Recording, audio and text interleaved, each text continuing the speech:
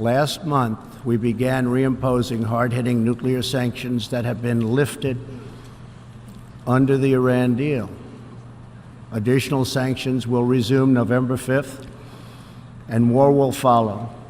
I mean, since President Donald Trump came to power in the United States, it's been very hard for Iran to keep up with all the attempts to. First, we had the assassination of General Qasem Soleimani in Iraq, and then we had these assassinations of Al Qaeda forces, like operatives in Iran, 2 months ago, and now they're the father of Iran's nuclear program. So these are unprecedented moments for Iran. And as we know, President Trump is going to leave office in about 2 months. So many analysts are now saying, oh, we think that Israel is trying to achieve as much as they can before President Trump is out of office. And I believe now is the time to apply maximum pressure on Iran to make sure that their nuclear program doesn't go anywhere. I want to make it clear that I did not ask President Macron to leave the deal. I think that economic realities are going to decide this matter. An Iranian scientist long suspected by the West of masterminding a secret nuclear bomb program was killed in an ambush near Tehran Friday, an incident that could potentially provoke a confrontation between Iran and its foes during the final weeks of Donald Trump's presidency. Iran blamed U.S. ally Israel for the assassination of Mohsen Fakhrizadeh, with the implication that the killing would have the blessing of Trump, and vowed to retaliate. Fakhrizadeh died of injuries in the hospital after armed assassins fired on his car, Iranian state media reported. There was no immediate claim of responsibility for the attack.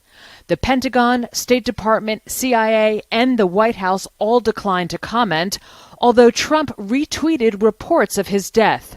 U.S. President-elect Joe Biden's team also declined to comment. Fakhrizadeh has been described by Western and Israeli intelligence services for years as the leader of a covert atomic bomb program halted in 2003, which Israel and the U.S. accused Tehran of trying to restore in secret. Iran has long denied seeking to weaponize nuclear energy. Fakhrizadeh was a central figure in a presentation by Israeli Prime Minister Benjamin Netanyahu in 2018, accusing Iran of continuing to seek nuclear weapons. Remember that name, Fakhrizadeh. Israel declined to comment on the killing. Last January, a U.S. drone strike in Iraq killed Qasem Soleimani, Iran's most powerful military commander. Iran retaliated for that attack by firing missiles at a U.S. base in Iraq, the closest the two foes have come to war in decades. Trump, who leaves office on January 20th, pulled the U.S. out of a deal under which sanctions on Iran were lifted in return for curbs on its nuclear program. Biden has said he would restore the deal once in office. Israel has 2 nuclear research centers at Dimona and Sirak. Latest estimates suggest Israel's produced at least 118 warheads with weapons-grade plutonium. And it's thought a Jericho 3 is now being developed, able to travel around 5,000 kilometers, bringing all of Iran and Europe into its range. So thank you very much. Thank you. Thank you. Mr. Vice President, first let me say that you spoke exceptionally movingly today, both in the substance and the depth of feeling that you conveyed.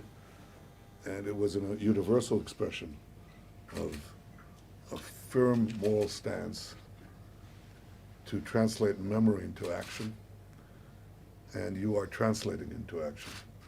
President Trump and you